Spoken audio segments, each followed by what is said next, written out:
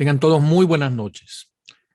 Sean bienvenidos a esta clase demostrativa del curso de Eclesiología Histórico-Contextual en su versión 2, 2022, impartido en la Escuela de Alejandría. Esta es una clase abierta al público que tiene como objetivo mostrar el alcance y la metodología del curso de Eclesiología que impartimos en los marcos de la Escuela de Alejandría. En ese sentido, en realidad, déjenme contarlos que estamos en el módulo 2, ¿verdad? El módulo 1 ya pasó en vivo y ha quedado disponible en modalidad pregrabado para que cualquiera lo pueda adquirir, ¿verdad? En su propio horario, en su propio tiempo. En el módulo 1 vimos un recorrido desde la época persa hasta la Declaración de Westminster, un periodo larguísimo, de cómo había evolucionado la doctrina de la iglesia, es decir, de cómo una sencillísima doctrina que nace allá en la fiesta de Pentecostés, cuando se inaugura de una manera sobrenatural la iglesia de Cristo, cómo eso va cambiando con el tiempo y la iglesia va haciendo alianzas con el mundo, es decir, principalmente con los sistemas de gobierno, con los sistemas políticos del mundo. Y eso obviamente le trae consecuencias. Y así vimos un recorrido muy completo acerca de la religión de Jesús, en la institución de la iglesia, Pablo y el judaísmo mesiánico, la época cuando el cristianismo era nuevo, cuando el cristianismo seguidamente se vuelve legal, la iglesia de la Edad Media, la Reforma, hasta la época de los estándares de Westminster.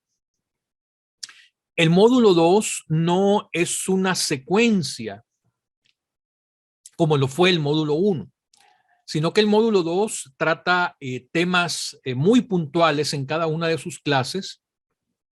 Y por eso es que esta clase podemos hacerla en modalidad abierta, porque los temas, si bien es cierto, son muy puntuales y que atañen a la iglesia que nosotros hemos conocido, es decir, la iglesia de la época actual, son temas que no están concatenados entre sí, es decir, no llevan un orden cronológico, pero sí es muy interesante abordar estos problemas. Y ahora ciertamente vamos a abordar un tema que, bueno, no es que sea desconocido, sino que muy pocos conocemos los pormenores. Por eso le hemos titulado Los secretos de la Santa Inquisición, su herencia política, cultural y religiosa. Así que en ese sentido, vamos a comenzar la clase de hoy.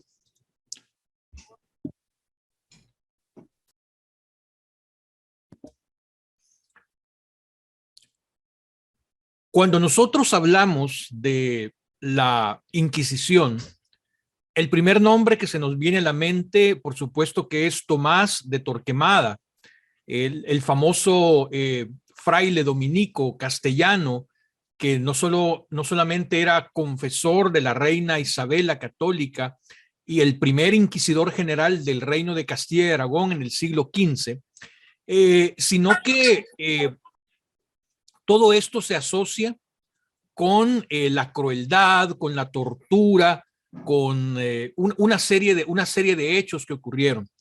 Y eso es lo que se ha dado a conocer al mundo.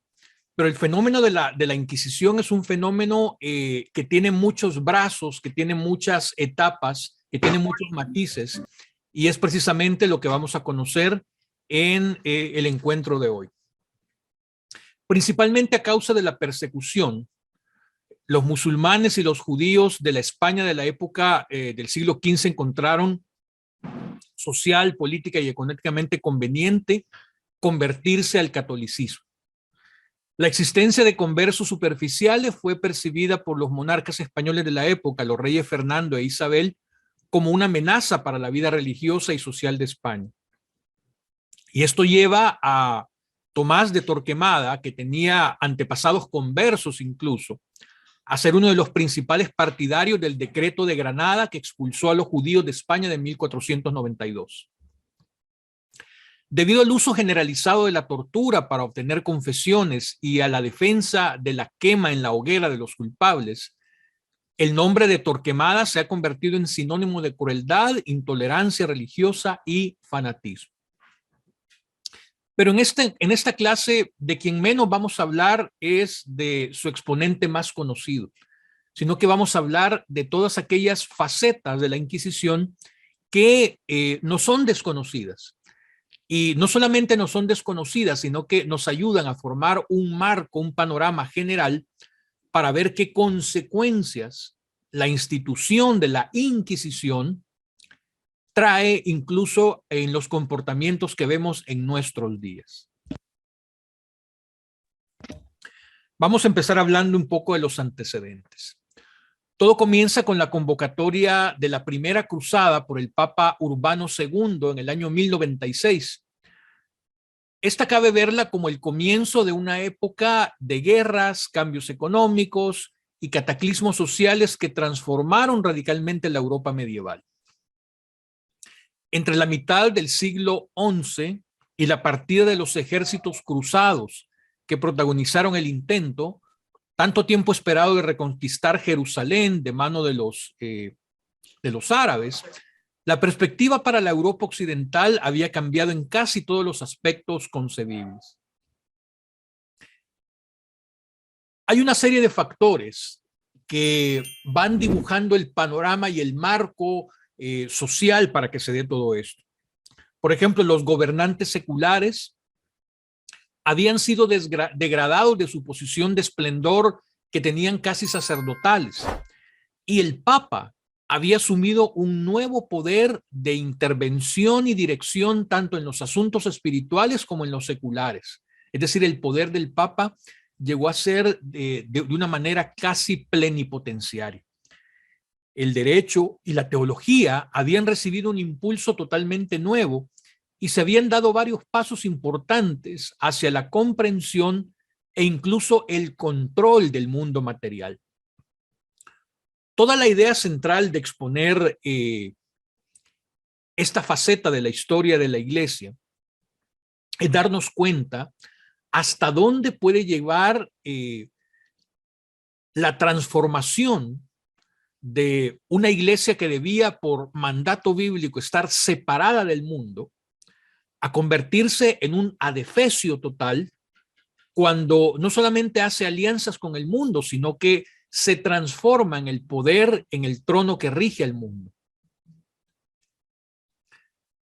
Esta transformación fue el resultado de un súbito aceleramiento de la tasa de desarrollo económico que recibió un nuevo impulso cuando la creación del reino latino de Jerusalén hizo que una sociedad feudal y cerrada se abriera a nuevas rutas comerciales.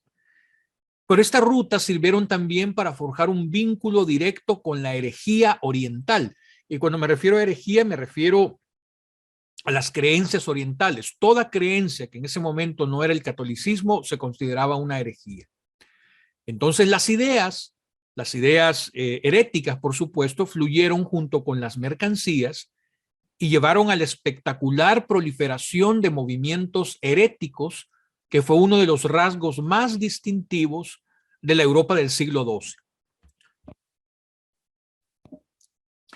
El diluvio de herejías que empezó alrededor del año 1150 obligó al papado a inventar una respuesta protectora y un medio de represión hacia las mismas.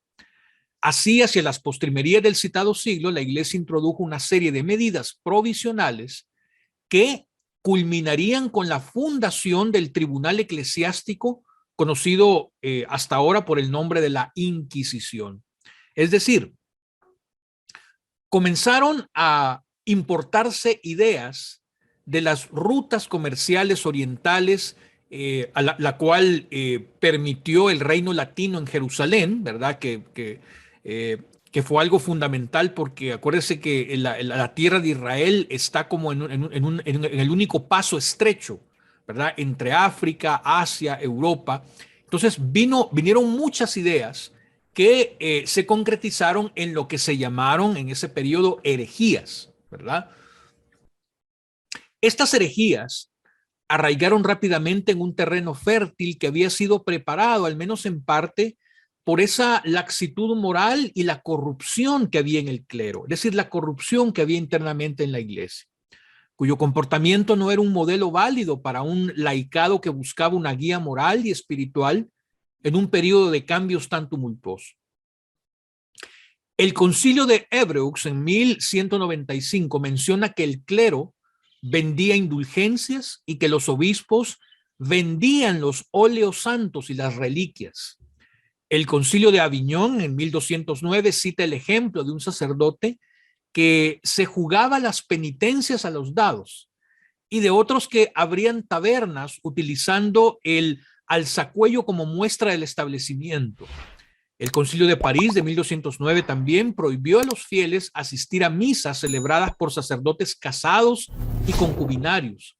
Y también habla de monjas que organizaban fiestas y erraban de noche por las calles. Es decir, la moral dentro del clero, es decir, internamente en la iglesia, se había degradado tanto que no era ningún ejemplo para los laicos que estaban buscando pues de una especie de guía moral, ¿verdad? Alguien que los orientara en materia religiosa, porque hasta este momento la fe y la teología que deriva de la misma se había vuelto un tema muy complicado de entender. La misma iglesia se había encargado de ello.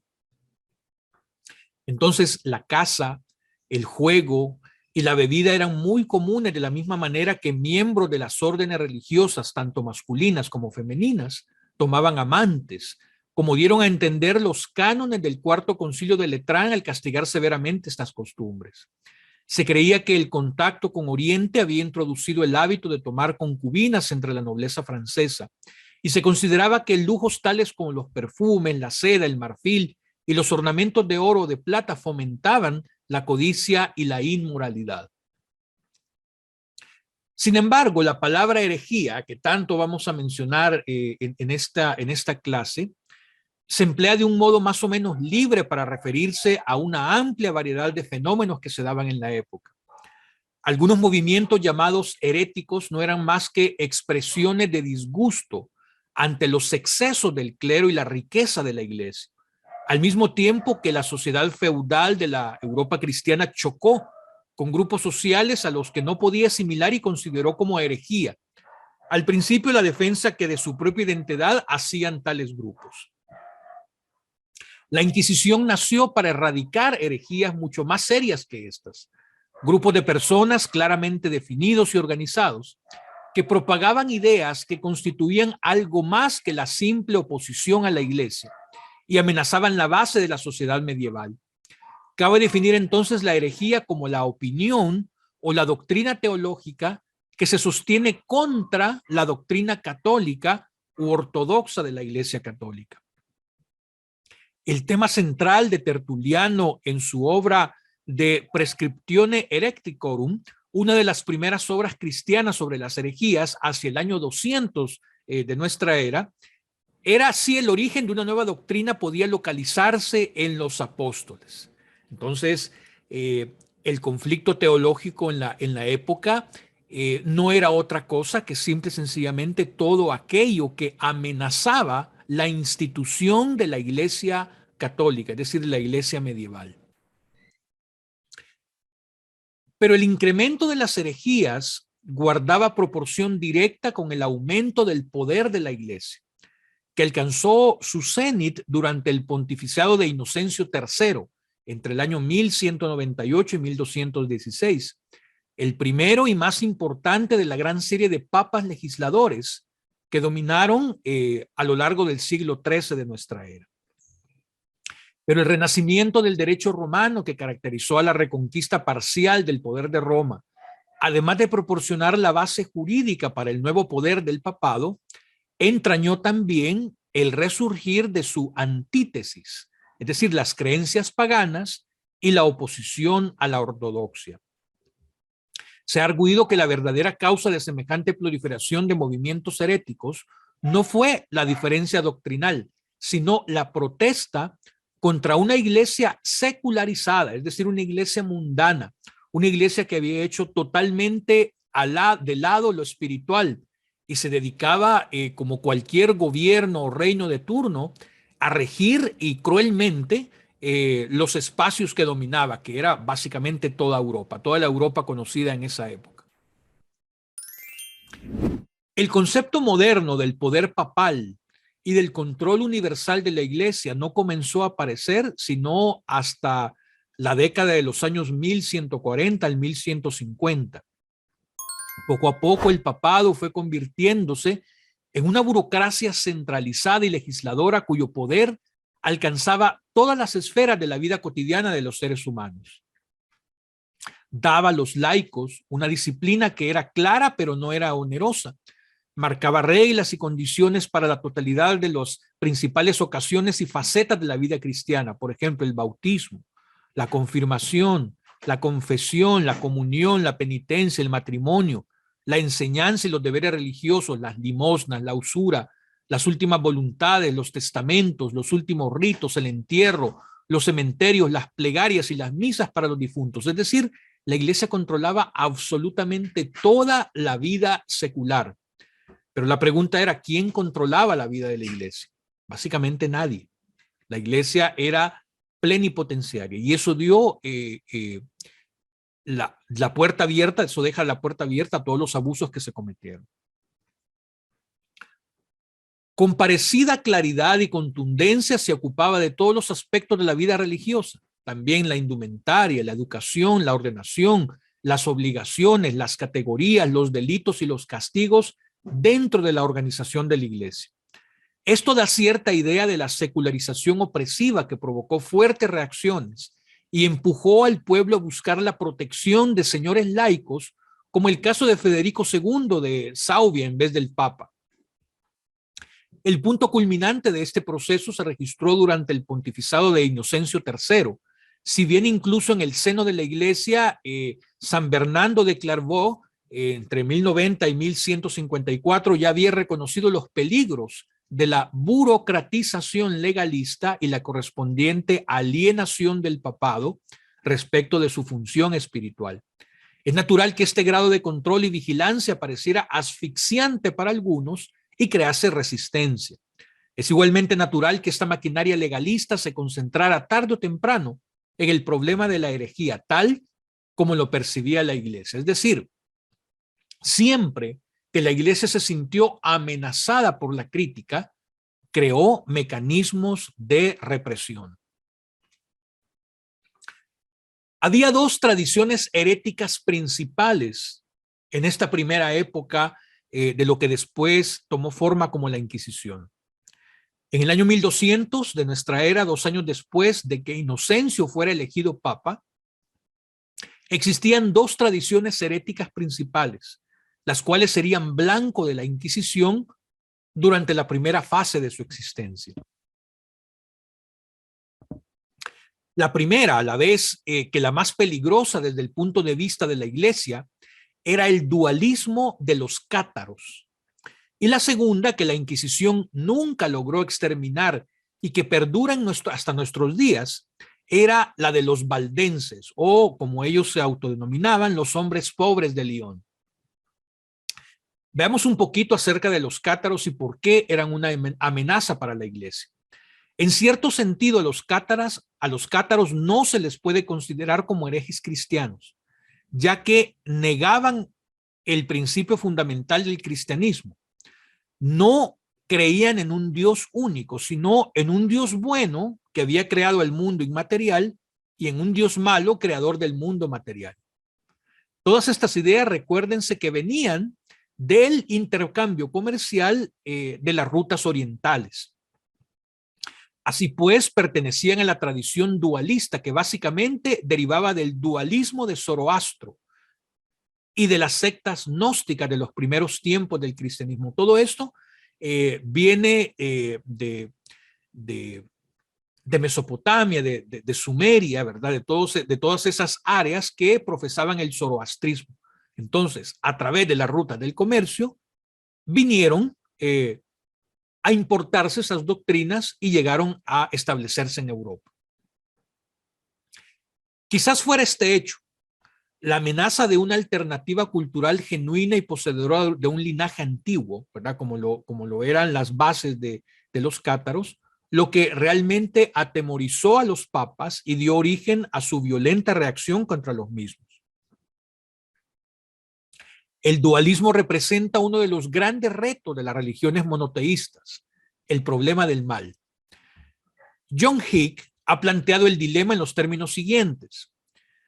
Si Dios es completamente bondadoso, deseará por fuerza evitar el mal. Y si es todopoderoso, sin duda podrá abolir el mal. Pero el mal existe, por lo tanto Dios no puede ser a la vez omnipotente y completamente bondadoso. Esas eran las ideas que circulaban, las preguntas que no tenían una solución en la época que estamos estudiando. Y como casi que toda la reflexión espiritual había sido abandonada para dedicarse a la concentración y mantenimiento del poder, nadie daba respuesta a estas ideas. Pero cuando aparecen los cátaros, ¿verdad? Con su dualismo, pues entonces la gente, lo menos que pudo haberse sentido es atraída hacia las respuestas que daban estos personajes. Esta formulación hace pensar en el tipo de preguntas que Moneta, el inquisidor italiano del siglo XIII, pone en boca de los herejes en su Adversas Cátaros et Valdenses, en su escrito Adversas Cátaros et Valdenses. Las preguntas que se hace son: ¿cómo puede ser creación de Dios el fuego que quema las casas de los pobres y de los hombres santos? ¿Cómo puede ser bueno el Dios que manda sufrimientos a los hombres buenos? Aunque los teólogos, sobre todo Agustín de Hipona, habían tratado de resolver este dilema a satisfacción de los fieles, el antiguo prejuicio en el sentido de que la materia es mala persistió y fue el impulso fundamental de los movimientos que abogaban por la pobreza que florecieron entre los siglos XII y XIII de nuestra era. Es fácil comprender por qué la sencillez de la doctrina cátara y el comportamiento manifiestamente incorrupto de los perfecti o los sacerdotes iniciados de los cátaros consiguieron atraer a hombres y mujeres atormentados por semejantes dudas y asqueados de la riqueza, del poder y del mal comportamiento de la iglesia. El rito fundamental de las ceremonias de los cátaros era la recitación del Padre Nuestro ante el pan, que luego se distribuía entre los creyentes. Parece ser que solo los perfecti, es decir, los sacerdotes iniciados, que formaban un pequeño grupo dentro de la iglesia cátara, seguían sus doctrinas en el sentido más completo. Sin duda, había que tener una fuerza de voluntad y un valor enorme para llevar a cabo la labor misionera y de predicación en sus condiciones de vida. Los perfecti alcanzaban la vida eterna por medio de lo que ellos denominaban los 3 sellos. El primer sello se llamaba el signaculum oris, que entrañaba la abstinencia total de alimentos impuros, carne, huevos, leche y queso. El segundo se denominaba el signaculum manus, que prohibía dar muerte a cualquier cosa viva. Y el tercero, el signaculum sinus, que prohibía todas las formas de relación sexual. Se pensaba que estos sellos asistían al espíritu en su lucha contra la materia y eran complementados con 3 ayunos semanales a pan y agua, a los que se añadían 3 ayunos anuales de 40 días cada uno. El perfectus, entonces, el sacerdote cátaro, representaba a Dios en la tierra y era el único elemento de luz en la lucha contra Satanás. Por consiguiente, su vida era un espejo y un modelo para los creyentes y simbolizaba la vida de Dios. Todo esto justifica la veneración de que eran rodeados los perfectos y el cuidado con que se les atendía, se les guardaba y se les protegía. Es decir, en un mundo tan corrupto y moralmente tan decadente como el mundo de la Iglesia católica romana en ese entonces, verdaderamente que eran vistos como representantes de Dios aquí en la tierra por su comportamiento. Se comprende en vista de todo ello que estos perfecti que recorrían en parejas las principales rutas de la Europa occidental, atrajeran al pueblo al mismo tiempo que irritaban a la iglesia, porque de todas maneras fue un señalamiento a base de obras de que la iglesia estaba total y completamente decaída en cuanto a la moralidad y su espiritualidad. Pero el catarismo también representaba una amenaza política para los papas, una amenaza potencialmente devastadora. En su búsqueda de la perfección espiritual, los cátaros se vieron inducidos a rechazar el cristianismo ortodoxo porque, según ellos, concedía demasiado valor a la carne y demasiado poco poder al espíritu.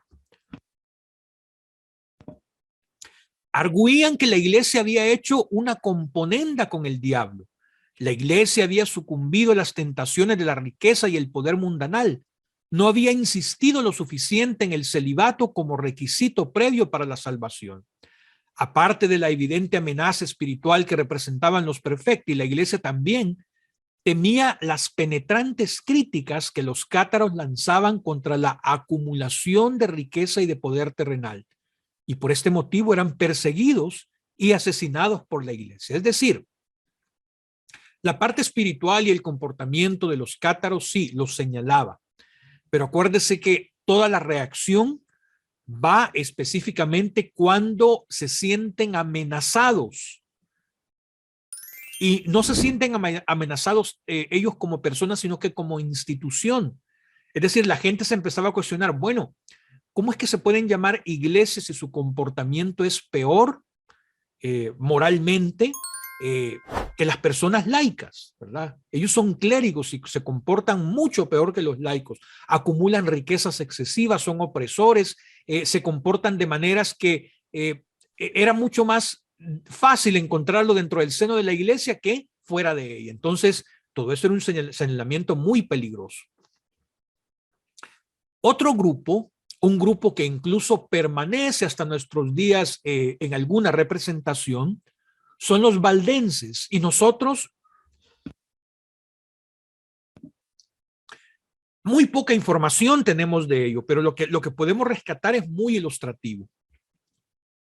Los valdenses eran un grupo de fundamentalistas cristianos a los que en un principio se conoció por el nombre de hombres pobres de Lyon, aunque más adelante adoptaron el nombre de su fundador, Pedro de Valdo, ¿verdad? O Valdés. A menudo se les ha calificado de representantes de una especie de cristianismo evangélico antes de la Reforma. Una de las razones del gran éxito que tuvieron fue que empleaban una traducción de los evangelios al francés, obra del propio Pedro de Valdo, que constituye la base de su enseñanza en una época en que la lectura de la Biblia estaba prohibido para los laicos. Condenaban explícitamente y combatían la corrupción y las acreciones adquiridas por la iglesia durante los siglos transcurridos desde su fundación, y abogaban por la vuelta a una forma simplificada de culto que rechazaba la autoridad del sacerdocio, además de elementos del culto ortodoxo tales como el bautismo de los recién nacidos, la veneración de santos y mártires y la necesidad de celebrar el culto en edificios enormes y costosos. Recientemente se ha escrito que era un movimiento con pretensiones reformistas que se vio arrastrado hacia la herejía por las deficiencias de la autoridad eclesiástica. Hay grandes ironías que se dan en esta época. Y la historia de los valdenses, así como la suerte del propio Pedro de Valdo, parece una ironía en vista de los acontecimientos posteriores. Pedro de Valdo fue excomulgado por el Papa Lucio III en 1184, mientras que solo 20 años después, una bula, un edicto de Inocencio III, considerada como el documento fundacional de las órdenes mendicantes, promulgada el 19 de noviembre de 1206, instaba al clero a imitar la pobreza de Cristo, así como su costumbre de ir predicando por los caminos, en términos muy parecidos a los que utilizara de Valdo, Pedro de Valdo y su movimiento, los valdenses. Al parecer un capricho de la casualidad, hizo que se condenase a Adebaldo y se alentara a Francisco de Asís, ¿verdad? El fundador de la orden de los franciscanos, pues los valdenses no eran herejes en el mismo sentido en que sí se podría considerar a los cátaros. Sí se autorizó entonces la fundación de las órdenes dominicana y franciscana.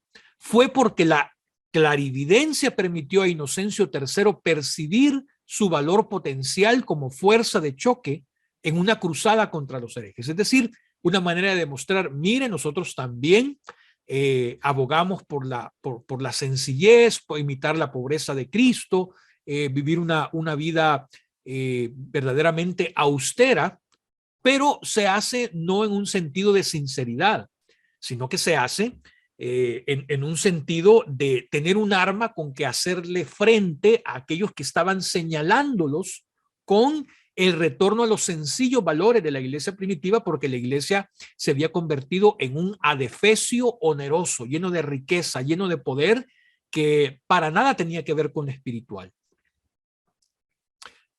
El hecho de que dos hombres que albergaban ideas y aspiraciones parecidas fueran juzgados de maneras tan radicalmente distintas por la historia es algo sintomático de la gran agitación y la gran incertidumbre que reinaba en esa época.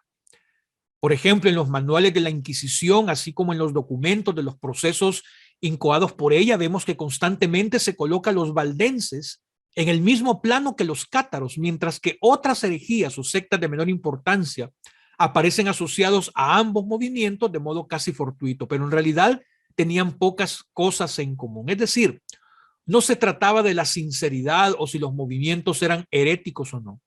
Todo se trataba de la amenaza que representaban para el poder de la iglesia. Tradicionalmente se ha atribuido a este movimiento una notable influencia de doctrina pura, me refiero a los valdenses.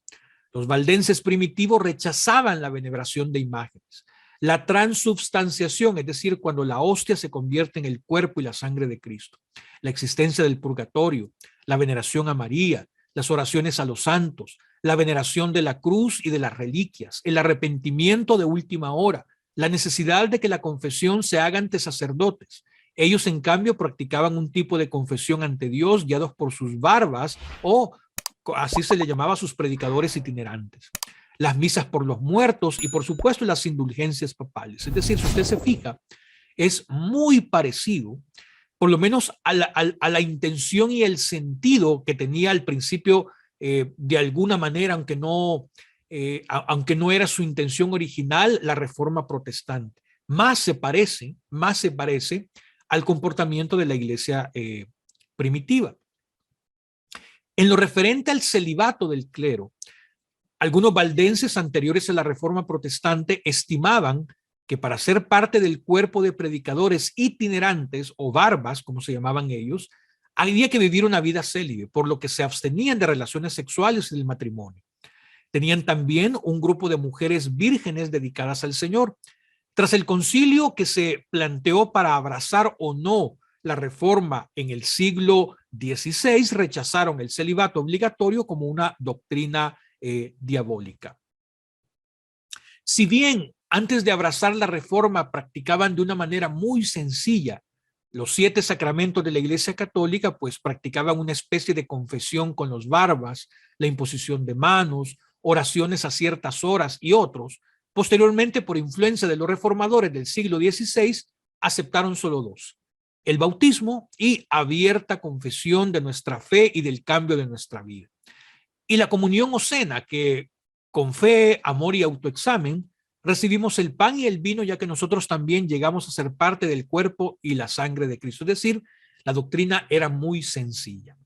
Consideraban el matrimonio como bueno, santo e instituido por Dios, de manera que a nadie se debe prohibir casarse. Y esto lo hacían en alusión a la prohibición católica del matrimonio de los sacerdotes y el rechazo de los cátaros a la sexualidad y a la procreación, aunque estimaban también la castidad como un don que solo practicaron antes de la Reforma algunos de los predicadores valdenses. Los valdenses rechazaron el ejercicio por parte de la Iglesia de poder estatal, de jurisdicción temporal, la imposición de la fe a la fuerza o la dominación por las armas. También rechazaron el uso de imponentes y elegantes edificios religiosos. Hacían un alegato particular a la renuncia de los bienes materiales en favor de los menos privilegiados, como lo hizo su fundador. Los valdenses primitivos sostenían que no era necesario ir a una iglesia para adorar a Dios. Celebraban reuniones clandestinas en establos, hogares particulares y donde quiera que pudieran hacerlo. Durante estas reuniones estudiaban la Biblia y preparaban nuevos predicadores, los cuales acompañaban a los más experimentados. Viajaban por parejas de granja en granja y cuando estaban en los pueblos y aldeas, iban de casa en casa.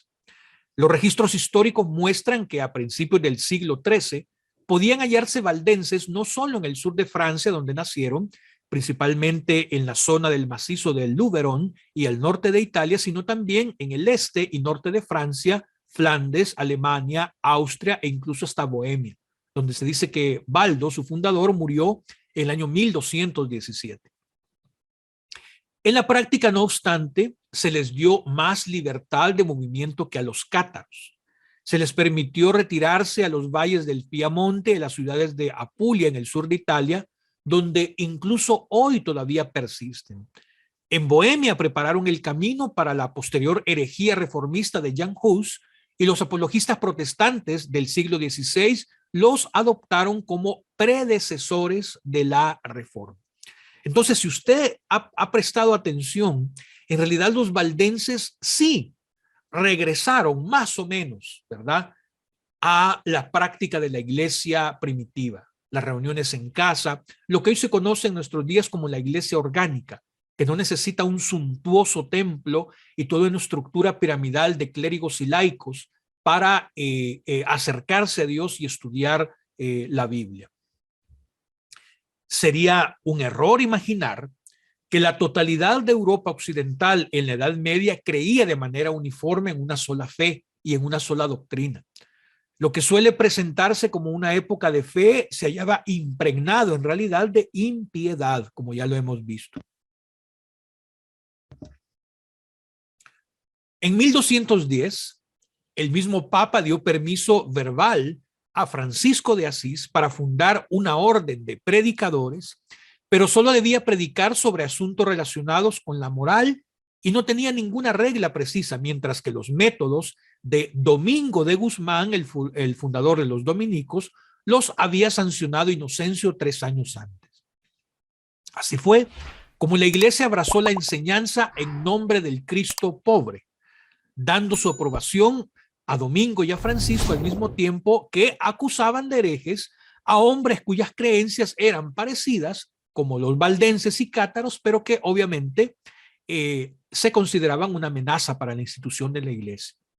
Las dos órdenes, franciscanos y dominicos, tendrían un papel fundamental en la erradicación del catarismo durante la segunda mitad del siglo XIII, en calidad tanto de predicadores como de inquisidores, es decir, lo que nació como unas órdenes sencillas y austeras, se terminaron convirtiendo en los inquisidores, ¿verdad?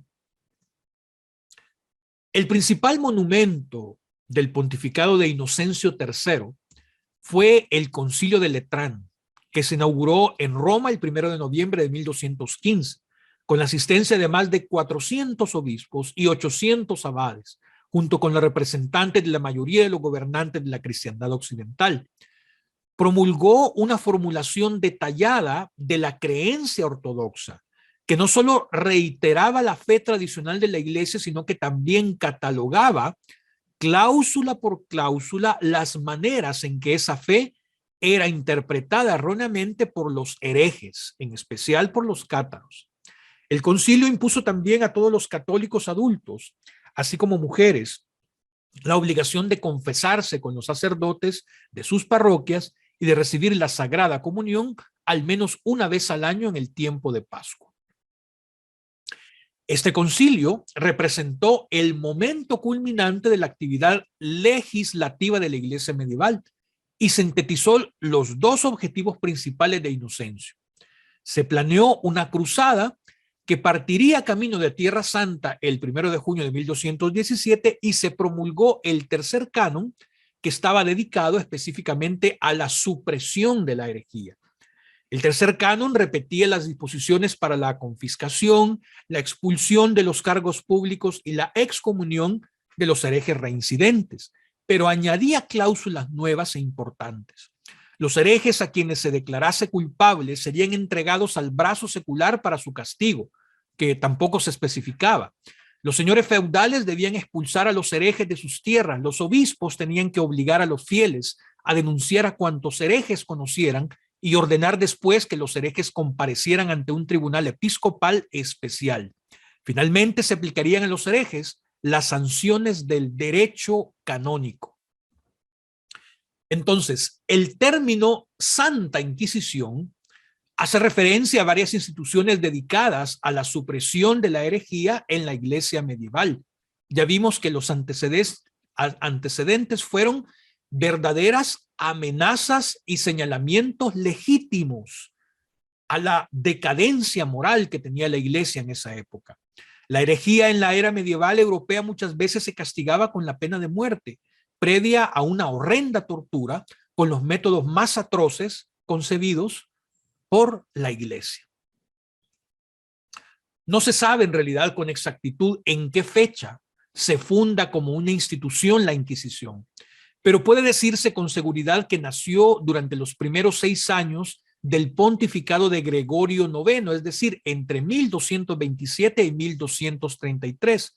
Es decir, no solamente Tomás de Torquemada, ¿verdad?, del siglo XV, el máximo representante, o por lo menos el más popular, es en lo que se refiere a la Inquisición. Digamos, esa fue otra de las muchas inquisiciones que hubieron, pero la Inquisición como institución nace mucho tiempo atrás.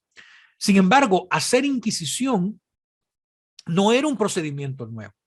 Desde principio de la Edad Media, los tribunales episcopales utilizaban 3 formas distintas de actuación en las causas criminales, basándose en el derecho civil: accusatio, denunciatio e inquisitio, la última de las cuales solía dar por resultado las penas más leves.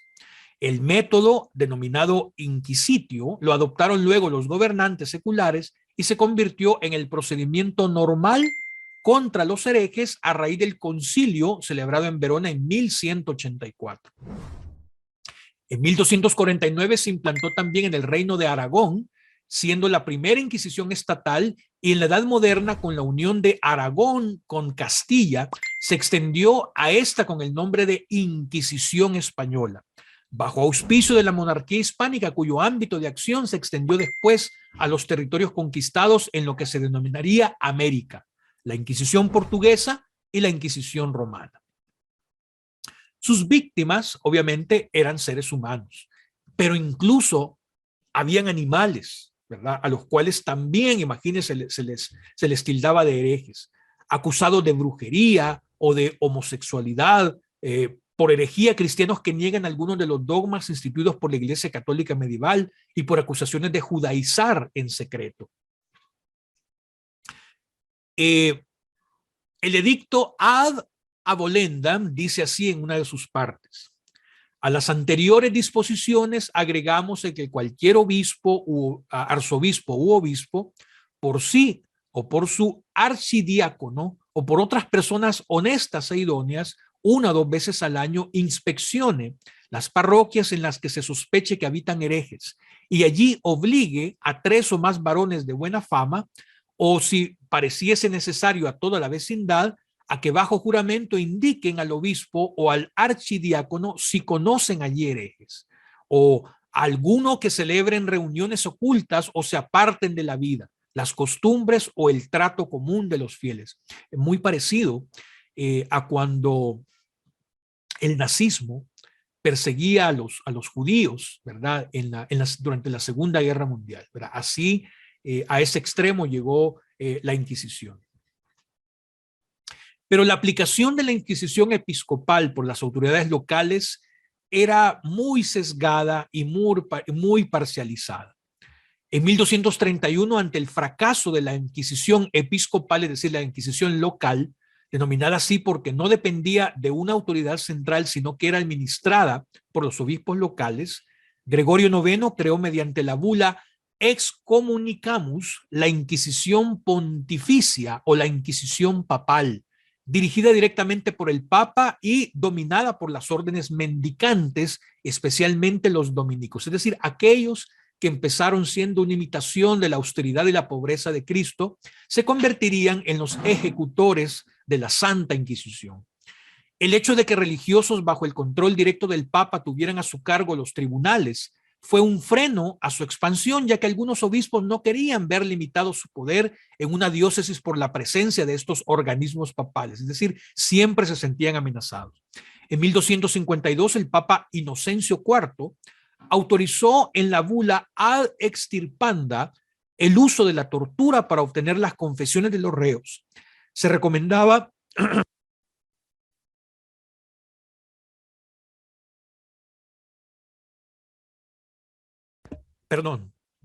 se recomendaba a los torturadores que no se excedieran hasta el punto de mutilar al reo o de finiquitarlos. Las penas eran muy variables. Los que se negaban a abjurar, herejes relapsos, eran entregados al brazo secular para la ejecución de la pena de muerte. La Inquisición pontificia funcionó sobre todo en el sur de Francia y en el norte de Italia. En España existió, como ya lo vimos, en la Corona de Aragón desde 1249, pero no en la de Castilla. En febrero de 1231, Gregorio IX dio un paso decisivo al promulgar la constitución llamada Excommunicamus, que aportó leyes detalladas para el castigo de los herejes. Sus estipulaciones incluían, primero, la entrega de los herejes al brazo secular para la animadversio debita. Segundo, la excomunión de todos los cátaros, valdenses y otros herejes, así como de sus defensores, seguidores, amigos e incluso aquellos que no denuncien a las autoridades los herejes que pudieran conocer. Tercero, los sospechosos de herejía que no se sometieran a la expurgación canónica en el plazo de 1 año a partir del momento en que se sospechara de ellos, se convertían automáticamente en herejes. Cuarto, 4 cláusulas pasaron a ser leyes desde aquella fecha. Cláusula A, cadena perpetua para los herejes impenitentes, prevista ya en el 11º canon del Concilio de Toulouse. B, se negaba el derecho de apelación. C, los sospechosos de herejía no podían ser defendidos por abogados. D, a los hijos de herejes se les excluiría de los nombramientos eclesiásticos hasta la 2ª generación. Punto número 5, la exhumación de los herejes no castigados. Sexto, la demolición de los hogares de los herejes convictos, es decir, era una aplanadora total. No había manera de defenderse. La bula Ad Extirpanda instauró un estado policía en Italia y es digna de notarse por haber introducido el empleo de la tortura en los procedimientos inquisitoriales, así como por condonar explícitamente la costumbre de quemar vivos en la hoguera a los herejes reincidentes. Esta arma terrible estipulaba, primero, la tortura como medio de obtener confesiones. Segundo, la pena de muerte en la hoguera. Tercero, un cuerpo de policía al servicio del oficio de la fe, esto es, la Inquisición. Cuarto, la predicación de una cruzada contra los herejes en Italia con las mismas indulgencias y privilegios que una cruzada a Tierra Santa. Quinto, la extensión del principio de confiscación para que alcanzase a los herederos de los herejes. Le ruego, querido hermano, que tenga su micrófono apagado para que la grabación de esta clase quede bien. Entre los instrumentos que se utilizaban por la Santa Inquisición tenemos la rueda. La aplicación de la rueda, uno de los tormentos más difundidos según una miniatura medieval holandesa del siglo III. La Inquisición medieval justificó la tortura como un instrumento necesario en el proceso de descubrimiento, confesión y castigo de los herejes. Ahí vemos que la genialidad perversa de todos los aparatos que se inventaron en este periodo. El interrogatorio también era muy particular ante el Tribunal del Santo Oficio, que básicamente estaba constituido por frailes dominicos. El acusado está en una posición ideal para ser interrogado. Imagínense en la ilustración de la época cómo los colocaban. Provocaba horribles dolores de espalda, desorienta y atemoriza a la víctima y sobre todo permite la aplicación de una interminable gama de tormentos. Esta es una obra de Gustave Doré a mediados del siglo XIX. La hordaja del agua fue uno de los tormentos más practicados por la Inquisición europea. El miedo a la asfixia provocada por la imposibilidad de respirar mientras se engulle grandes cantidades de agua tenía como fin perpetuar el terror de la víctima ante el Tribunal del Santo Oficio. Es de hacer notar que este tipo de tortura más sofisticada se sigue utilizando hoy por las diferentes centrales de inteligencia de los países como la CIA, la ex KGB, etcétera, etcétera. Utilizan eso de ahogar a base de colocar un paño en la cara del interrogado y tirar grandes cantidades de agua. Pero ¿dónde nació esto? En la Inquisición. La polea. La polea es una de las torturas fundamentales como preparación de la víctima para tormentos posteriores. La víctima padece una dislocación progresiva de los huesos que podía acelerarse atando pesas a los pies. Y por supuesto, la ejecución en la hoguera era pública y solía tener lugar después de un sermo generalis, es decir, de una convocatoria donde se hacía locución de todos los horribles crímenes de la persona que iba a ser quemada. El espectáculo de la quema de herejes vivos y de huesos de herejes ya fallecidos debía de ser una advertencia convincente para el gentío que se congregaba en el lugar del suplicio, aunque probablemente no intimidaba a los perfecti cátaros, ¿verdad? Que para ellos era ganancia, ¿verdad? Ese tipo de ejecuciones. Es decir, en el sentido de que como ellos despreciaban la vida y todo lo material, padecer ese tipo de tormentos era parte, ¿verdad?, del camino hacia esa su salvación. Pero este aspecto casi teatral también servía de estímulo a los que ansiaban el martirio, a quienes incitaban aún más al hecho de que el sermo generalis siempre tuviera lugar en día festivo, lo que garantizaba la asistencia de mucho público. La elección de los días domingos y días de fiesta era obviamente deliberada. La Inquisición quería que estos macabros autos de fe, como se denominaban, resultasen atroces, pues deseaba demostrar que los herejes impenitentes no tenían sitio en la sociedad cristiana y que incluso después de morir contaminaban los cementerios con su presencia. Por eso que exhumaban sus huesos y los quemaban. La mejor forma de cumplir esta función consistía en que las ejecuciones se llevaran a cabo ante el mayor número posible de espectadores, que luego darían noticia de la ceremonia a los amigos y parientes de los pueblos y ciudades vecinos. A resultas de esto es frecuente que en la literatura sobre la Inquisición se asigne un papel desproporcionado a la hoguera, pero es que realmente era algo atroz. Al pronunciarse la sentencia, la víctima era atada a un poste alto para que todos los espectadores pudieran verla, mientras unos frailes intentaban hasta el último momento obtener una confesión forzosa. Una crónica detallada de la muerte en la hoguera del reformador bohemio Jan Hus, acaecida en Constanza en el año 1415, servirá para ilustrar esta ceremonia con todos sus macabros pormenores.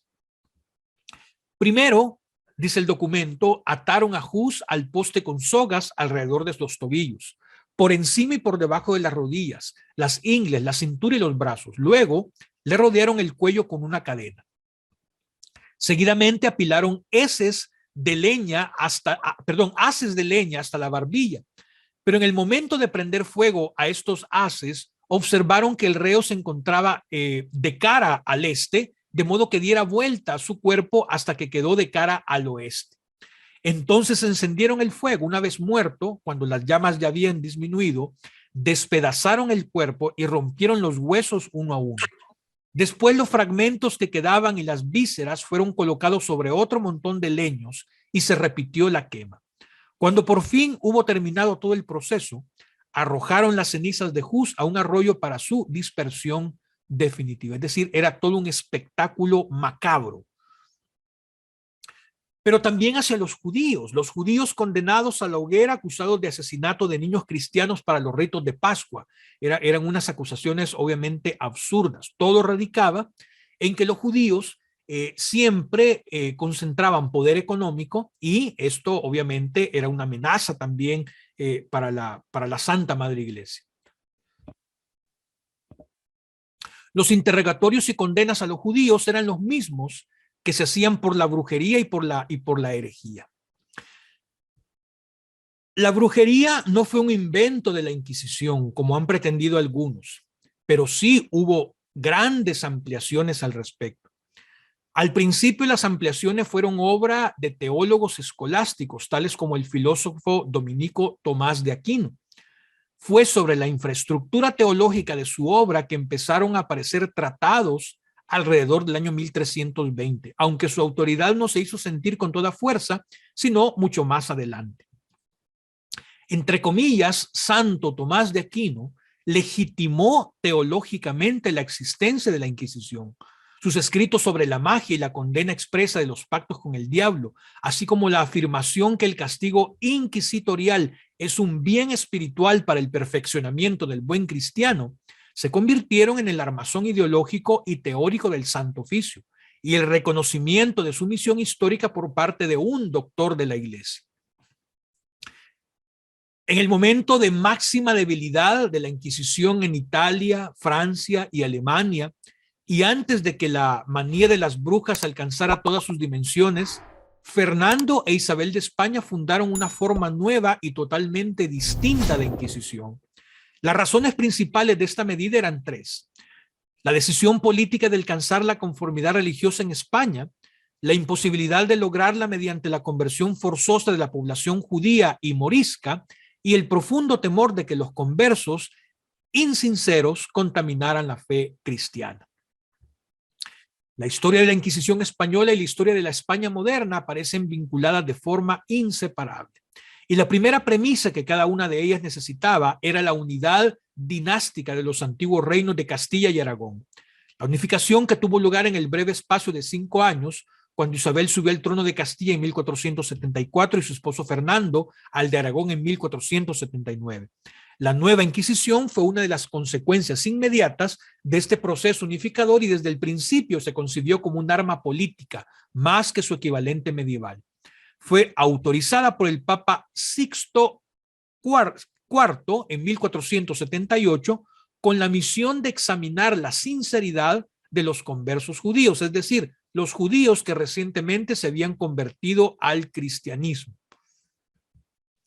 Fue, por lo tanto, un arma que la aristocracia castellana usó para resolver el problema judío, que existía en España desde hacía siglos y que, arguían los aristócratas, recientemente había alcanzado un punto decisivo. No es una exageración decir que sin este problema judío no habría existido ninguna Inquisición española, y gran parte de la historia de esta estuvo dedicada a la supresión de los judíos y en menor escala a los moros. Era pues un tribunal político con matices racistas, claramente antisemítico. Pero paradójicamente la gran tolerancia religiosa de la España medieval era lo que había permitido a los judíos triunfar y convertirse en miembros prominentes de la sociedad. Ahora, cualquier parecido con la Alemania nazi no es pura coincidencia, sino que fue la primera expresión de antisemitismo institucional que se tuvo en la historia. En la historia moderna, obviamente, ¿verdad? Ya Roma había tenido sus aspectos peyorativos contra la religión judía en el siglo II de nuestra era. Con la bula Licet ab initio, promulgada el 21 de julio de 1542, el Papa Paulo III creó una nueva Inquisición pontificia muy distinta del anterior tribunal italiano y se inspiró claramente por el éxito reciente de la Inquisición española.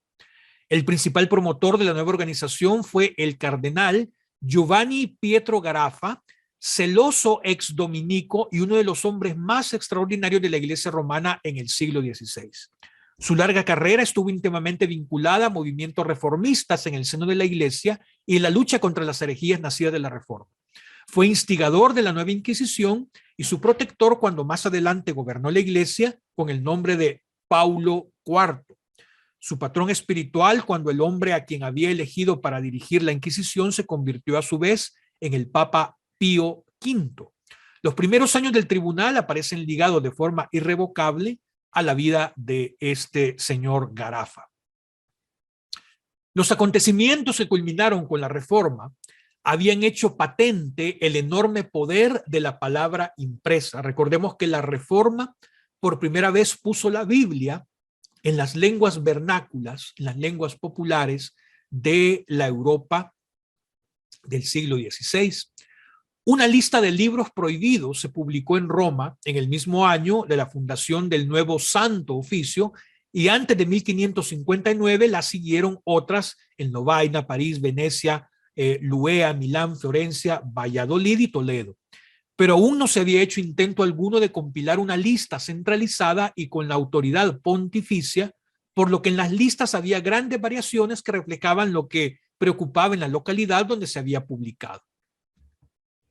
Así nacen las 10 reglas fundamentales que en el futuro constituirán la base de todos los índices, y eran las siguientes. Primero, todos los libros condenados antes de 1515 que no estuvieran en este índice eran condenados en cualquier caso. Segundo, los libros de heresiarcas quedaban completamente prohibidos. Tercero, las traducciones de escritores eclesiásticos estaban permitidas si no contenían nada contrario a la doctrina ortodoxa de la Santa Madre Iglesia. Cuarto, importante, se requería permiso del inquisidor o del obispo para leer traducciones de la Biblia. Repito, se requería permiso del inquisidor o del obispo para leer traducciones de la Biblia. Quinto, los libros editados por herejes podían leerse tras su corrección. Sexto, los libros relativos a controversias entre herejes y católicos contemporáneos, escritos en la lengua vulgar, estaban sujetos a las mismas reglas que las traducciones de la Biblia. Séptimo, los libros obscenos y los libros lascivos debían prohibirse. Se refiere a textos antiguos que podían leerse por su estilo, pero estaban vedados a los jóvenes. Octavo, los libros que fueran buenos, pero contuviesen partes heréticas, podían autorizarse después de ser corregidos por teólogos católicos. Noveno, los libros sobre geomancia, hidromancia, nigromancia, etcétera, o de algún modo trataran de hechicería, eran rechazados categóricamente. Y décimo, el índice indicaba el procedimiento para la aprobación de los libros. Es decir, aquí se da otra rama, otra arista, otra esfera, otro alcance. Ya se está atentando directamente contra la abierta lectura y estudio de la Biblia, pero en el marco, ¿verdad? Con la excusa de textos heréticos o prohibidos. Esto nos lleva a un aspecto muy particular que tuvo esta nueva Inquisición en Italia, y es el proceso contra Galileo Galilei. Las dificultades que tuvo Galileo con la Iglesia empezaron cuando rehusó hacer caso de la advertencia de que debía tratar hipotéticamente el movimiento de la Tierra e insistió en su movimiento real. Recuerde que en esta época la Tierra no giraba, ¿verdad? Porque así lo decía la Iglesia y así debía ser. Debido a ello, se consideró que había ofendido las Escrituras, y un estudio reciente ha demostrado cómo acabó viéndose envuelto en un complejo problema teológico. Pero parece que desde buen principio Galileo fue víctima de los celos mezquinos de frailes de diversas órdenes. Él mismo, en una carta a Pietro Digno que escribió en mayo de 1615 en Florencia, había explicado con una lógica ejemplar cómo las ideas de Copérnico podían hacerse compatibles con las Escrituras. Entre cuotas, la forma en que con rapidez y seguridad podría probar que la postura de Copérnico no es contraria a las Escrituras sería demostrar con 1000 pruebas que es cierta y que lo contrario no se sostiene. Así, puesto que dos verdades no pueden contradecirse mutuamente, es necesario que tanto su teoría como las Escrituras estén de acuerdo. Pero añade seguidamente que en ningún caso valdría la pena intentar convencer a peripatéticos, que eran incapaces del más elemental razonamiento. Obviamente se refería a todas las órdenes sacerdotales de la época. Este desdén y su creciente convencimiento de ser objeto de una conspiración tramada por monjes fueron, cuando menos en parte, las razones de sus apuros. Mucho más tarde, en una conversación que no esperaba que llegara a conocimiento de nadie, el astrónomo jesuita Christoph Grenberg dijo: si al menos Galileo hubiera sabido conservar el favor de los jesuitas habría adquirido renombre ante el mundo.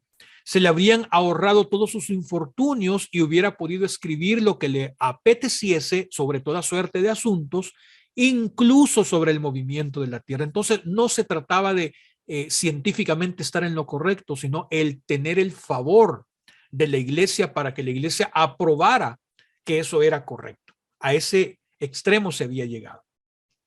Bien, en conclusión, ¿cuáles son los efectos y las influencias que podemos percibir en la Santa Inquisición? Primero, vemos que tuvo influencias económicas. El ejemplo más notable del efecto económico cabe verlo en España. La expulsión y la persecución de los judíos fueron desastrosas y provocaron la rápida huida de capital, a la vez que creaban un vacío de experiencia en las finanzas internacionales, cuyas consecuencias negativas se dejaron sentir durante por lo menos 3 siglos. Al adquirir poder una sociedad basada en las exigencias de la nobleza castellana, el peso de los impuestos tendió a recaer sobre los pobres porque no había una población judía que pudiera satisfacer las necesidades de la hacienda española. Es decir, imagínense cómo esto se exportó a las colonias en América, porque los judíos ciertamente en España habían acumulado mucha riqueza, pero ellos pagaban impuestos, ellos financiaban a reyes, ¿verdad? Ellos estaban dispuestos a hacer préstamos a intereses muy bajos, ¿verdad? Y esto de alguna manera tenía su posición en la sociedad. Cuando son expulsados, toda esa fuente de impuestos desaparece y entonces ahora ¿a quién se va a oprimir? A los más desposeídos. En su momento de mayor riqueza potencial, cuando entraba a raudales el oro procedente de América, España no se hizo más rica y el centro de la actividad económica europea se desarrolló muy lejos de ella. ¿Por qué? Porque había perdido una parte importante de su sociedad, como era las maneras administrativas y bancarias que los judíos habían establecido en la península ibérica. También, por supuesto, encontramos influencias culturales. La Inquisición romana tuvo mucha más influencia en el arte que en la literatura, por cuanto gobernaba los principios que emanaron del Concilio de Trento. Lo que procuraba principalmente a la iglesia, lo que preocupaba principalmente a la iglesia era mantener la decencia y evitar los temas seculares sin sanción bíblica. La Inquisición fue utilizada entonces para imponer estas ideas y para seguir artísticamente la tendencia principal de la Contrarreforma, negándole al individuo el derecho de resolver sus propios problemas de conciencia. Cario Borromeo uniformizó la arquitectura eclesiástica en las recomendaciones de sus instrucciones Fabricae et Supertilis Ecclesiastica de 1572, y esa arquitectura se convirtió en lo que se llama ahora el barroco, al mismo tiempo que se permitía la decadencia del elevado nivel pictórico que había culminado con Miguel Ángel. Como ya vimos, la influencia científica tenía que ver con la influencia de la iglesia en el desarrollo del pensamiento científico. Por supuesto, era mucho más antigua que la Inquisición. Escritores de los primeros tiempos del cristianismo, como Lactanio y Tertuliano, insistieron en que la verdad debía encontrarse en la revelación divina y no en la observación o la razón. Y esta insistencia contribuyó al ocaso de la ciencia griega. Para el fiel, la indagación empírica es innecesaria, algo que le distrae de la práctica de su religión y que posiblemente una fuente de herejía peligrosa. Y eso se fue heredado por la Reforma y permanece hasta nuestros días en la iglesia de nuestra época, ¿verdad? En la mayoría de iglesias se prohíbe pensar. O sea, se prohíbe que la misma ciencia demuestre los fenómenos naturales. Y es irónico porque los fenómenos naturales son parte de la creación de Dios. El éxito del cristianismo y la institucionalización de la religión, de un modo que jamás se consiguió con la ciencia, solo sirvieron para imponer semejantes criterios. En los primeros siglos del cristianismo, la delantera en lo que se refiere a la actividad científica pasó al Islam, ¿verdad? Porque la iglesia le dio la espalda. Ya vimos cómo la ciencia se vio encadenada al dogma de fe durante la Inquisición, como en el notable caso de Galileo Galilei, donde quienes juzgaban no eran más que personas muy, pero muy ignorantes. Pero quizás lo más importante, y con esto terminamos la exposición, fue la influencia política. La Inquisición era a menudo descaradamente política en sus operaciones, como el caso de España o de la Inquisición romana en Malta, pero lo era en cierta medida en todos los lugares donde se encontraba establecido. Al erigirse en árbitro de la moral y del pensamiento libre, ejercía un control puramente político que sobrepasaba las preocupaciones teológicas y pastorales de la Iglesia. Por medio del índice y de la represión del pensamiento especulativo, llevó a cabo una censura eficaz de las ideas políticas en los países donde predominaba la fe católica romana. En último término, a la Inquisición hay que juzgarla como institución política, puesto que todo estudio relativo a ella se ve condicionado necesariamente por la pregunta de si el fin justificaba los medios, es decir, por un interrogante esencialmente político. La Iglesia concibió la Inquisición como un arma, una de muchas, por supuesto, en su intento perenne de preservarse como principal institución gobernante y no otra cosa, tanto en lo moral y en lo político de la Europa occidental. Es decir, la principal preocupación de la Iglesia medieval no fue la búsqueda de la verdad o acercarse a Dios, sino que perseverarse ella misma en el poder. La herejía no representaba ningún peligro hasta que amenazaba de forma directa el poder temporal de la Iglesia. Y los episodios más violentos de la historia del Santo Oficio ocurrieron cuando la Iglesia se percató de que existía este riesgo. Por otro lado, también podría verse el Santo Oficio como el sistema de persecución más eficaz organizado hasta entonces y que ha servido de ejemplo para todos los demás sistemas de represión que han habido a lo largo de la historia. La acusación definitiva que le hacen algunos historiadores suele ser de índole jurídica, es decir, que la Inquisición influyó en el procedimiento judicial introduciendo el crimen de la sospecha en la práctica ordinaria, o que se trataba al acusado como un ser sin derechos cuya culpabilidad se daba por sentada de antemano y a quien se le arrancaba una confesión por medio de la astucia o de la tortura. Sin embargo, incluso en este caso dominan las consideraciones políticas y lo que importa es la represión del pensamiento y de la libertad personal. El Santo Oficio era una organización que en su forma original no hubiera podido resistir de ninguna manera el avance de las modernas teorías de la tolerancia y la pluralidad política.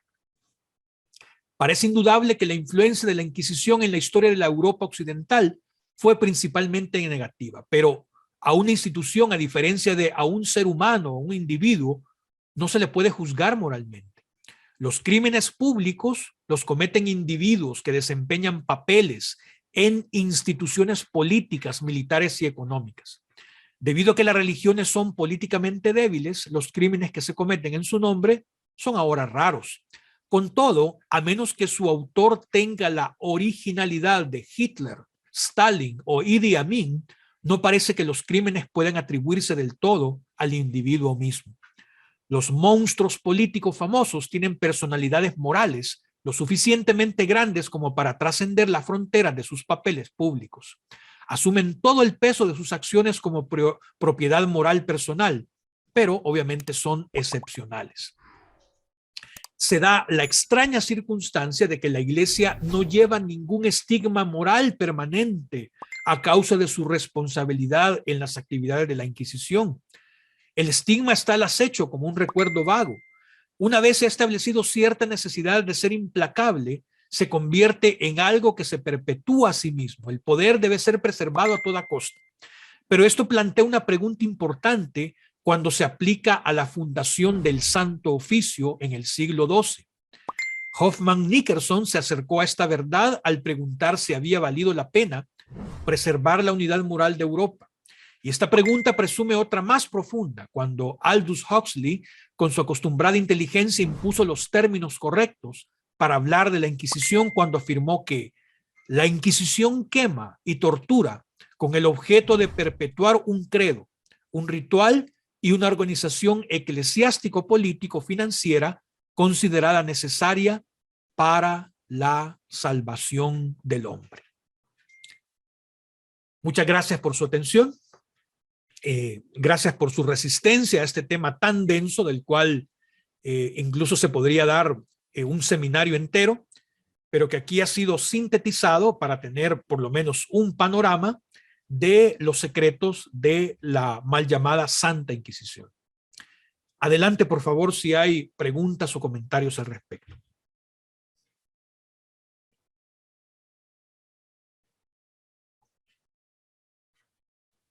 Profesor, buenas noches. Muy buenas noches, hermano Juan Carlos. Adelante. Sí, tengo dos preguntas. Una es, o sea, definitivamente lo que usted dijo, ¿no? Que ha sido utilizada la Inquisición como herramienta política, ¿no? En su mayoría de veces, ¿no? Sin embargo, a veces estas decisiones políticas, entre comillas, o sin comillas, tienen un trasfondo, ¿no? En este caso es la caza de herejes y de brujas entre ellas, ¿no? Mi pregunta es, ¿qué tan grave era realmente estas, digamos, manifestaciones de herejía, ¿no? De brujas y herejes, ¿no? De hecho, hay mezclados santos con pecadores ahí, ¿no? Digamos, usando una frase coloquial, ¿no? De hecho, habían, como por ejemplo, Galileo, ¿no? Que estuvo entre los injustamente torturados, ¿no? Pero, digamos, regresando a la pregunta, ¿qué tan grave era, ¿no? Las manifestaciones de hechicería, brujería en esa época, ¿no? Si realmente era solamente un pretexto para... Sí, para la no... pregunta es importante y la respuesta pues es bien burda en realidad, porque la verdad era lo que menos importaba, ¿verdad? Si la herejía era real, no era real, si era algo satánico, si era algo de buena intención, era lo que menos importaba. Lo que sí realmente importaba es si esa herejía, real o ficticia, amenazaba o no la continuidad de la iglesia en el poder de Europa. Eso era lo que realmente importaba. En ese sentido, podemos discernir muy fácilmente que sí, realmente pudieron haber herejías. Bueno, y una de ellas, quizás la principal, la de los cátaros. Los cátaros no creían en un solo Dios, creían en dos dioses, uno bueno y uno malo.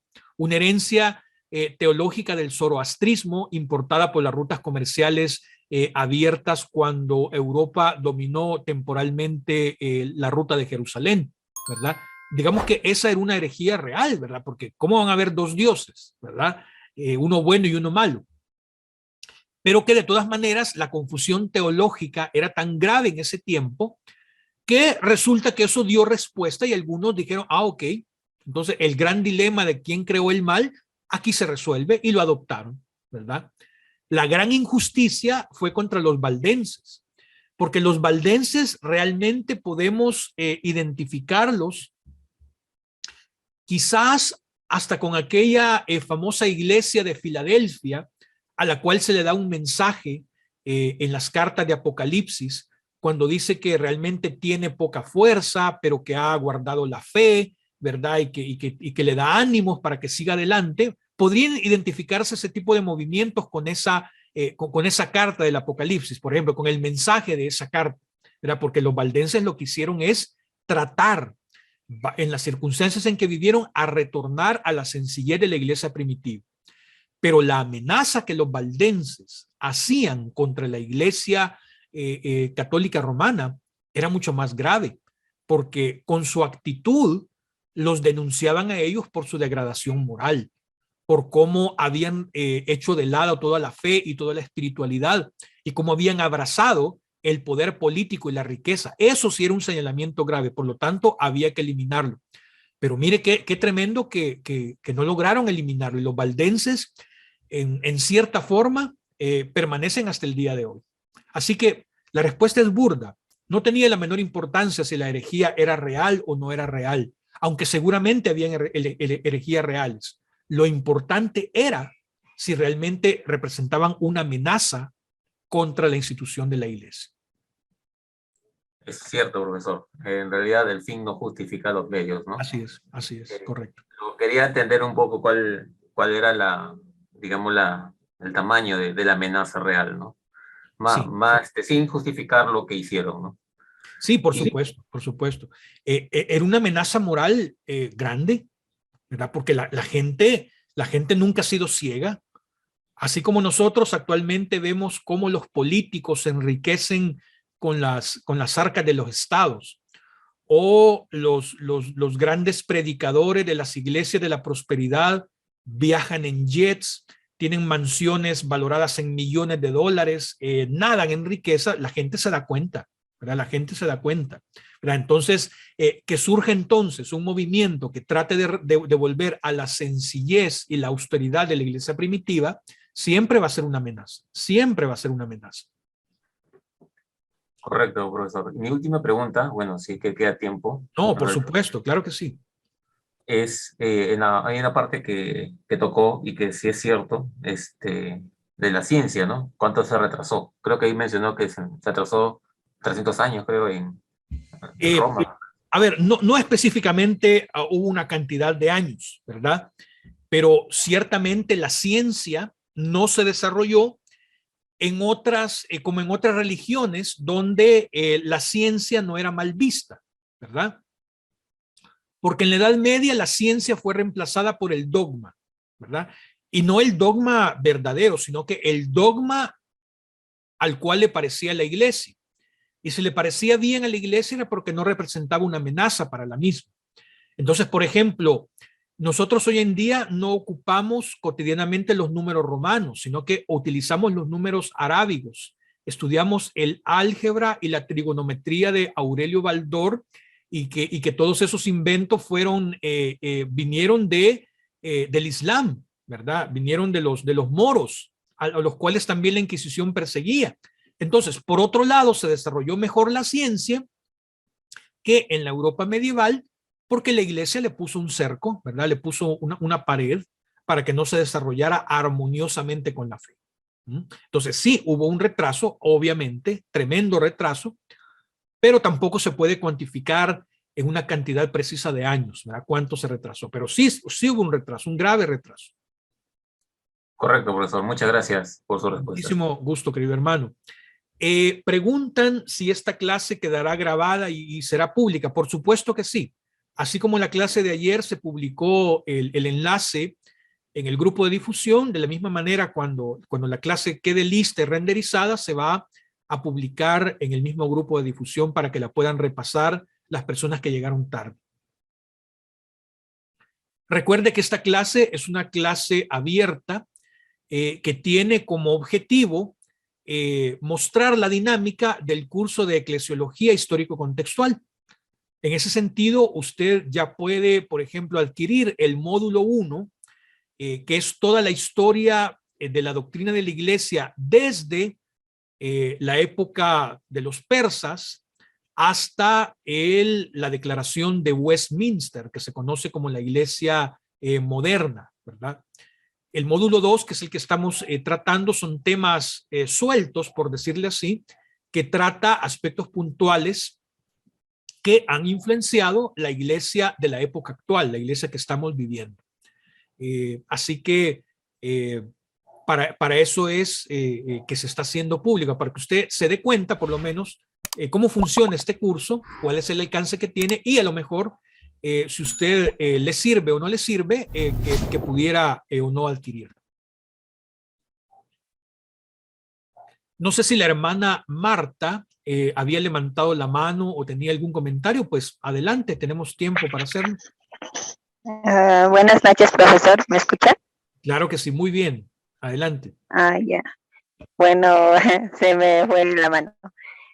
Bueno, quería hacerle un comentario porque yo vi este tema de la Inquisición como algo un poquito más trágico, porque yo estuve estudiando acerca de esto y bueno, yo considero de que en esa época sí realmente se ha surgido, digamos, la idea de la brujería, pero en ese entonces no se la conocía como a las brujas como nosotros conocemos, sino esto comienza como un movimiento de las Catalinas. No sé si usted ha visto ese tema, pero las Catalinas eran como una especie de monjas bueno, en esa época eran más los sacerdotes, o sea, era más, como le digo, más machista, o sea, había más por el lado de los hombres, pero resulta que estas mujeres hacen su grupo, pero esto no les gusta, no les gusta a la Iglesia Católica y empiezan quemándolas, o sea, las queman a las Catalinas, o sea, es como si estuvieran quemando un convento, pero estas señoras supuestamente no adoraban a Dios, entonces, ¿qué es lo que hacían? Era como un culto oculto, entonces, por eso es que empezaron con esa idea.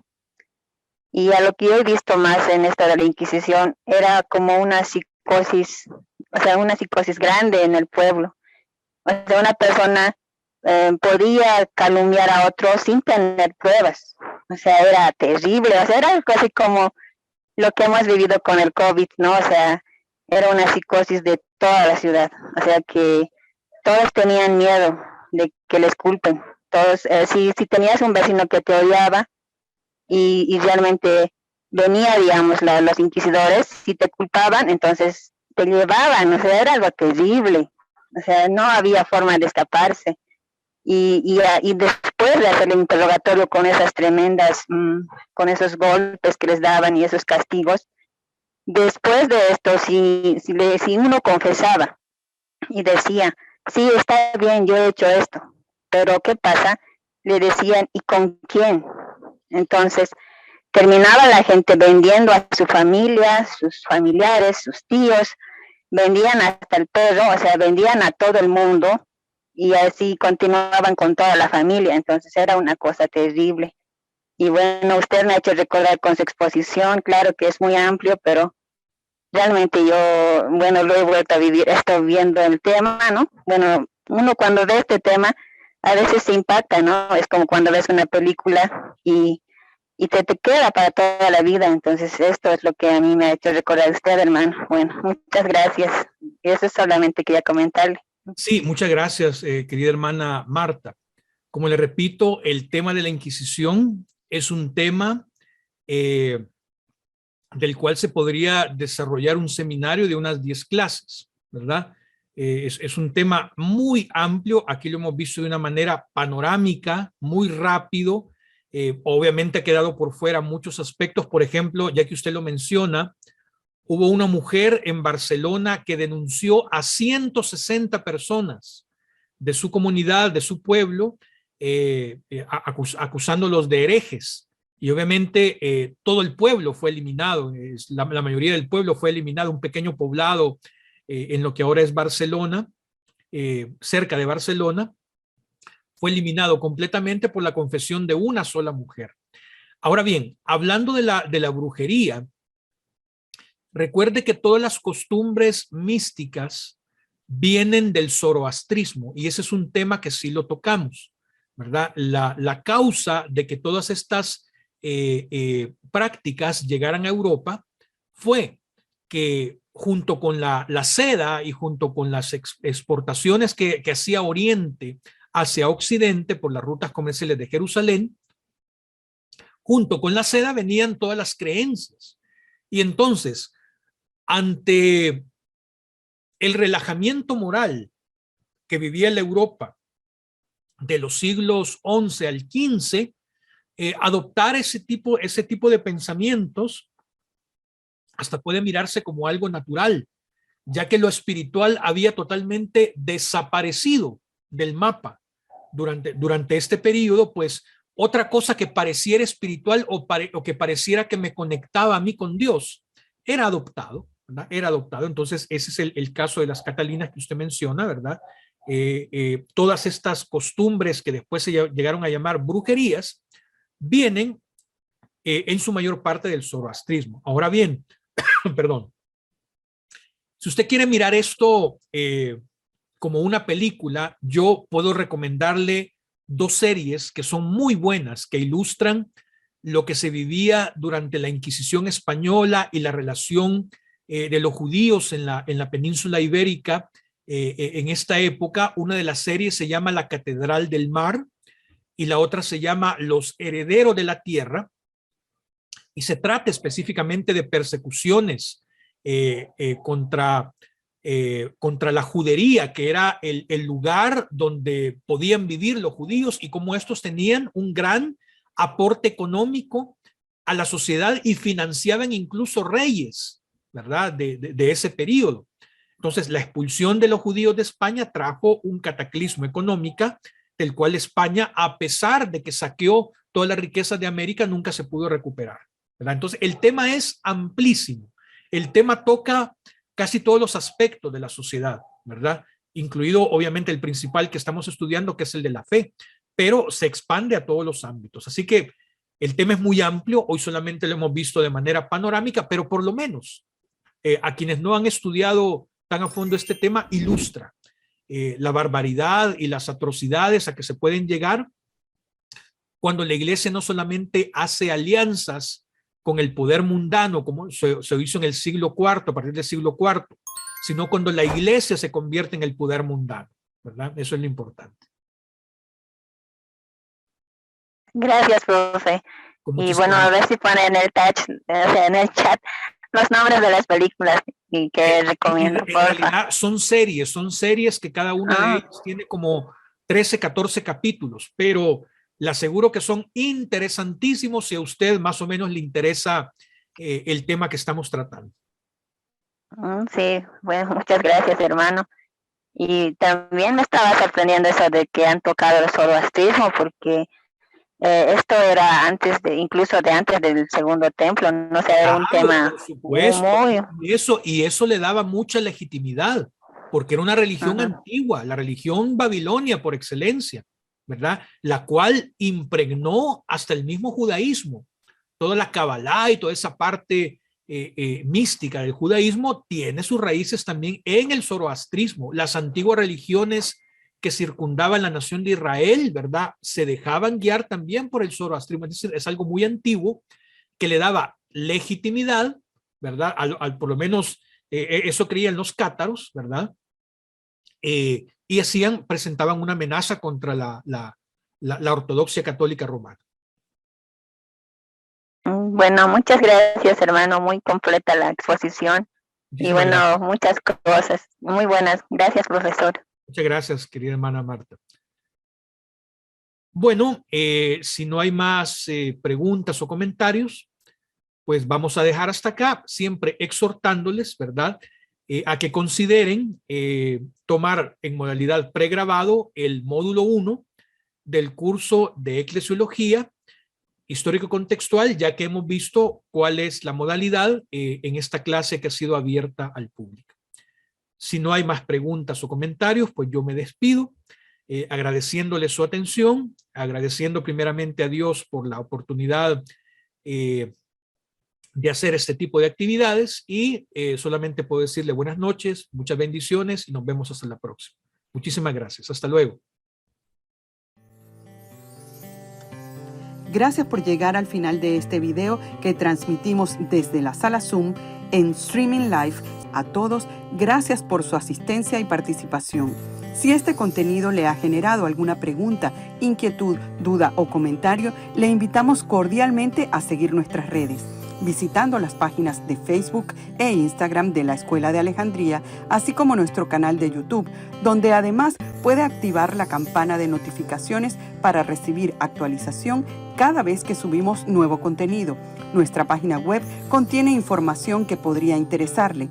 https://escueladealejandría.webnode.com.co. Y para una comunicación más personal e inmediata, por el chat de WhatsApp, más 503-776-21050.